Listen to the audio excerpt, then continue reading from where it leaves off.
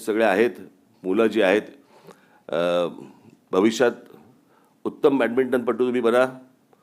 तुम्हाला चांगलं बॅडमिंटनपटू बनता आलं तर तुम्हाला आहेच, पण नाही झालं तर दीपिका पदुकोणकडे पण पहा.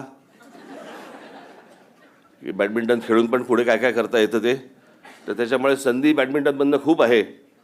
तर ही लक्षात ठेवा, बॅडमिंटनमध्ये तुम्हाला उत्तम यश मिळो एवढीच फक्त मी एक आशा अपेक्षा बाळगतो.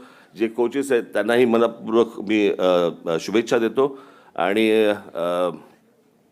एकबोटेजी, मी आज रात्री मी थांबणार आहे, जागा राहणार आहे. कोणाचा फोन येतो याची वाट बघायला.